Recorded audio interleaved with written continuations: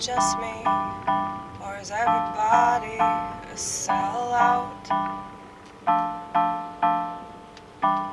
Selling themselves for clout. Is it just me, or is everybody a robot?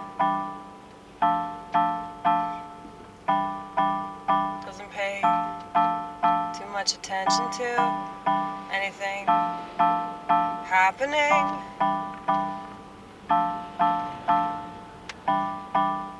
And they're so quick to look down on anyone that does.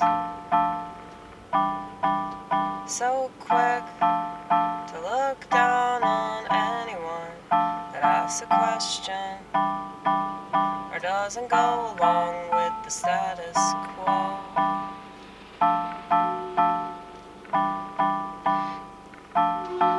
And that's always something that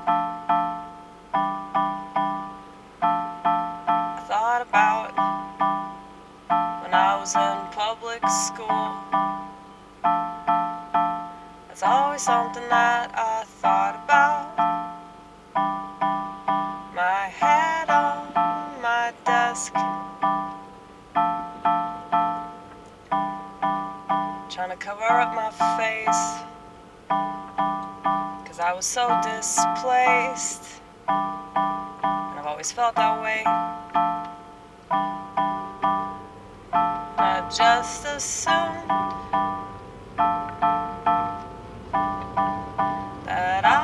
the weirdo. I guess not that much has changed, has it?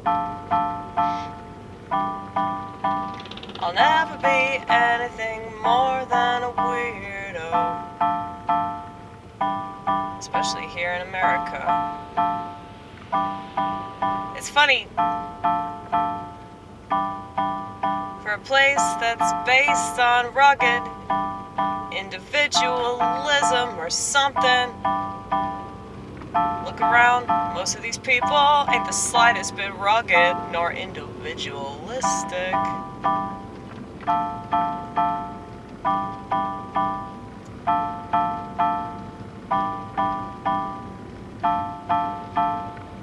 Cause I'm probably one of the few that would meet that description.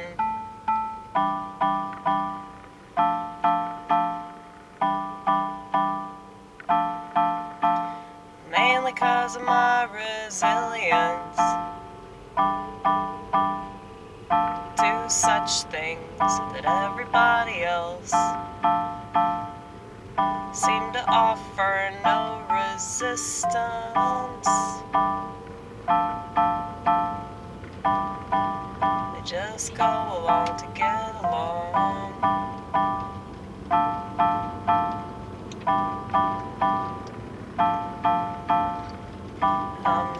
Person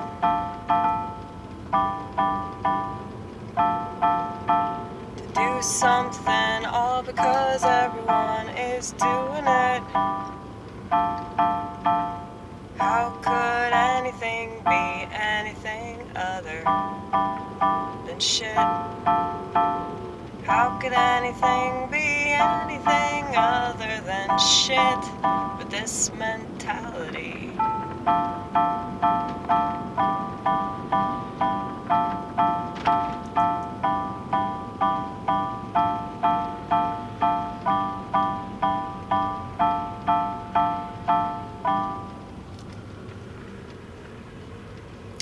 Stop right there.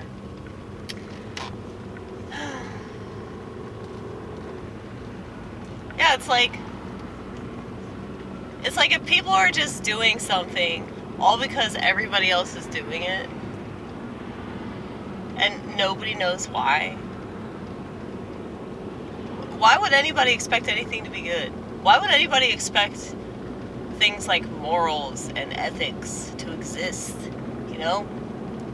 When it seems like the only thing that people really regard is like whether they fit in with society. So if society thinks you're weird, if society thinks that you're crazy, That's like the ultimate, you have failed, you know? Not if you do anything wrong, not if you do anything that's really bad. You know, you go kill somebody, as long as people don't find out about it, it's whatever, you know? It just seems like people base good and bad, right and wrong on society. And when society can't be trusted to have morals, then you have to rely on yourself to know, you know, the difference between what's necessary and what's not necessary.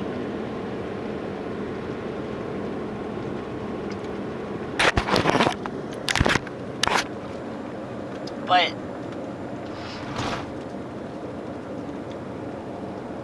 I know that society has gotten progressively worse, all right? And I choose that adverb for a reason, because progress is not good. So the fact that we had a society before this one that signed up for this, you know, it's like every generation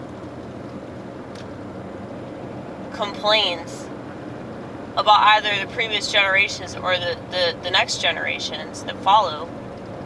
And that's fucking silly, because you're not taking ownership for the mistakes of your own generation, you know?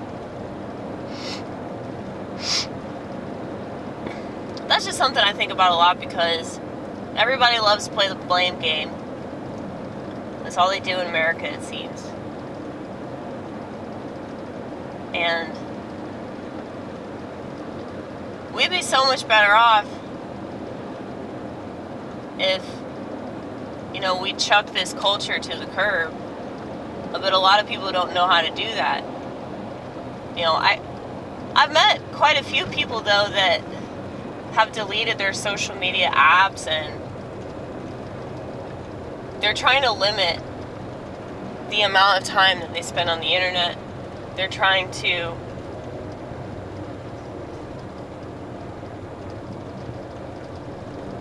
limit the amount of time that they watch television. I know people that have quit social media. I know people that have quit pornography. I know people that have quit watching TV altogether. So for people to act like it's not possible, that's just not true, man. That's just not true. You're lying to yourself so that you can rationalize continuing to self-destruct. You know, a long ass time ago, I remember being friends with this lady who was a lot older than me, who was a lot like me. She had to have her vodka with her all the time. You know, she put it in a water bottle, like I used to do. And I remember one time I went over there, and I think she's sober now. I think she finally got sober. But, you know, I'd been sober for like a couple years at that point. And I remember her telling me, like, it's amazing that you're sober. And I was like, no, it's not. It's not a big deal, you know. But she just looked at me like really serious, and she was like, no, it is an accomplishment. Don't second guess yourself. And I guess in her eyes, it was a really big deal because she couldn't go one day without drinking. So,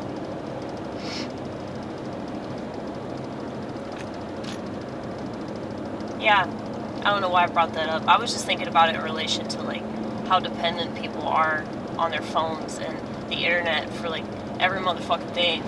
And but I don't know, I never relied on a phone for the reasons that everybody else seemed to be relying on their phones. And I never really got much validation from social media, if any at all. So I mean, it's cool whenever people appreciate what I do. Like, I'm always really grateful for that. But it's not like I get a pat on the back or anything like that. It's not like, oh, wow, I'm really glad that you complimented me, because if you didn't compliment me, I'd have no idea that what I was doing meant something. You know?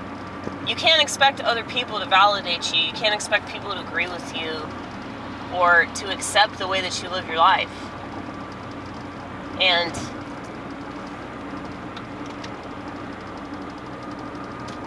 you know, when it comes to sobriety, I mean, for me, I was really lucky because I was a total train wreck. So people were applauding my decision to quit drinking, you know? But a lot of other stuff that I've quit, people did not applaud at all.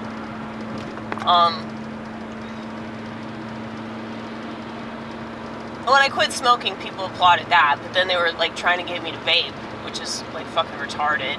But yeah, like when I quit smoking weed, it's like people still give me shit about that.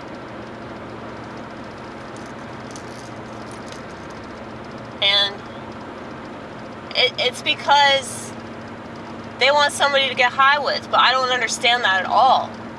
Because, you know, I don't need anybody to get high with. I'll get high with my damn self. You should be the same exact way, okay?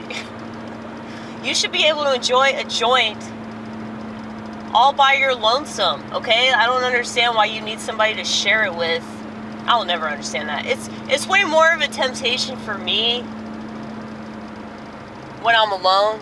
Because when I'm around it, like when I like hang out with my friends and they're burning a joint or a blunt or whatever, it's like I can still appreciate it, but I don't have to give in to that to appreciate it. And I still like the lifestyle. And, you know, some people might find that to be kind of destructive or unhealthy, but I don't think so. Because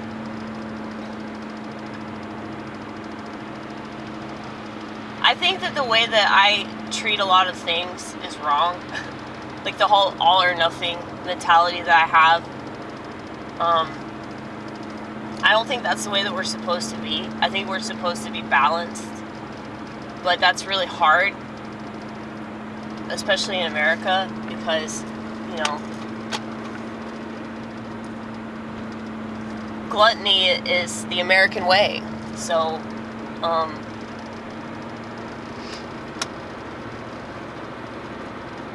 it just seems like anything worth doing should be done in excess.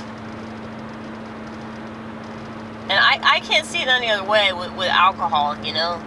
I can't see myself having a couple of beers or a glass of wine or like a shot or something, you know? Like I just don't see the point in doing that. I want to self-destruct when I drink, you know?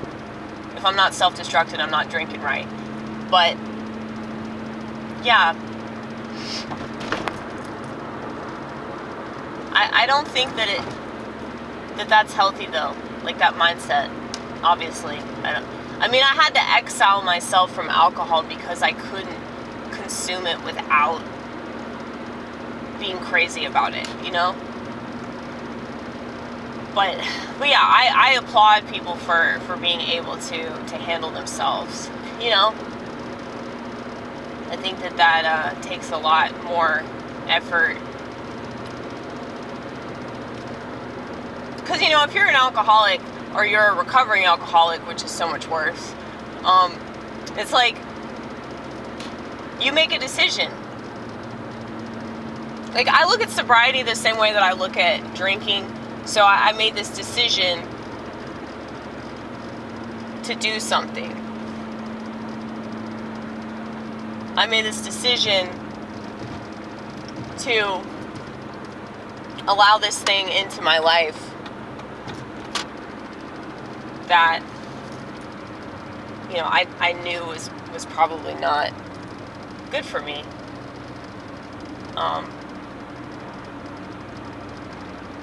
But I felt like I had to stick with that decision.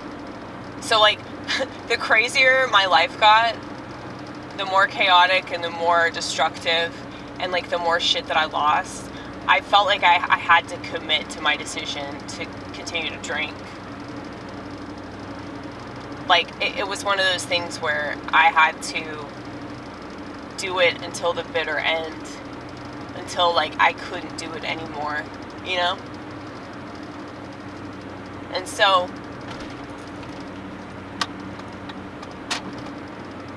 yeah, I kind of approach sobriety the same way, though. Like, I made this decision to be sober, and so I'll always be sober. It's not like this thing that I have to consciously decide every single day, you know?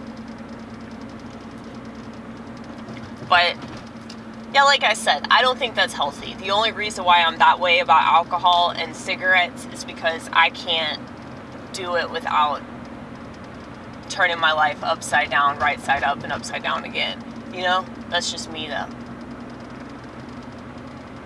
But when it comes to drugs, like, yeah, fuck that. I still love me some drugs. I'll be honest about that. Because I don't think it's anything to be ashamed about. And one of the main reasons that I feel this way is because I really, really despise Western civilization. So anything that Westernites are against, typically for reasons that they don't even understand, anything that Westernites are against, I'm probably going to be all for those things, you know? And that's not just because fuck you. That's like principle, you know? Like, doing the opposite of what the general public does is the right thing on principle. Because the general public is not very smart. They're not educated. You know? I mean, how many people took that jab because it was FDA approved? Like, their whole reasoning for taking it or not taking it had to do with the FDA. Okay? That right there. And I've said this before, but, you know, if it's not FDA approved, it's most definitely Amy Rose approved.